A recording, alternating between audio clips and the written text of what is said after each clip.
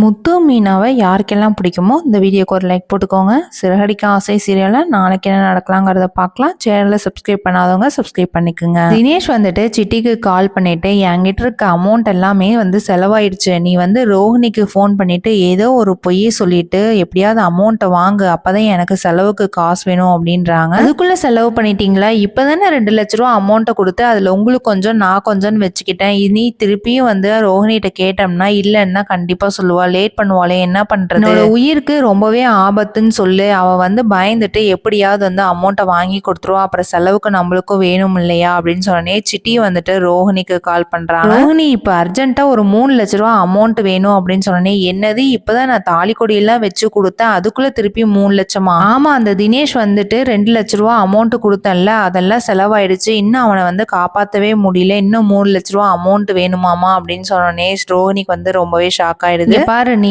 காசு கொடுக்கலனா கண்டிப்பா அந்த தினேஷ் செத்து போயிட்டானா கொண்டு உன் வீட்டுக்கு முன்னாடி தான் போடுவேன், அப்புறம் உனக்கு தான் பிரச்சனை பார்த்துக்கோ அப்படின்னு சொன்னோடனே ரோஹிணி என்ன பண்றதுனே தெரியாம வித்யாக்கு கால் பண்றாங்க. நடந்தது எல்லாமே வித்யா கிட்ட சொன்னோடனே வித்யாக்கு ரொம்பவே ஷாக் ஆயிடுது. என்னடி உனக்கு மேலும் மேலும் ஏதோ ஒரு பிரச்சனை வந்துட்டே இருக்கு, நான் தான் அப்பவே சொன்னேன் அந்த சிட்டிகிட்ட எதையுமே கொண்டு போகாதன்ட்டு, நீ கேட்காம இப்ப பாத்தியா தேவையில்லாம எவ்வளோ செலவு, சிட்டிக்கிட்ட இப்படி நீ காசை கொடுக்கறதுக்கு கம்முன்னு நீ தினேஷ் கேட்கும் போதே நீ காசை கொடுத்துருந்தனா இப்ப எந்த பிரச்சனையும் இல்லையா அப்படின்னு சொன்னேன். வித்யா, உங்ககிட்ட ஏதாவது காசு இருந்தா குடு வித்யா அப்படின்னு சொன்னேன். என்னடி சொல்ற, என்கிட்டயா? ரோஹிணி இந்த 3 லட்ச ரூபா அமௌண்ட்டுக்கு என்ன பண்ண போறாங்கிறத வெயிட் பண்ணி பார்க்கலாம். தேங்க்ஸ் ஃபார் வாட்சிங்.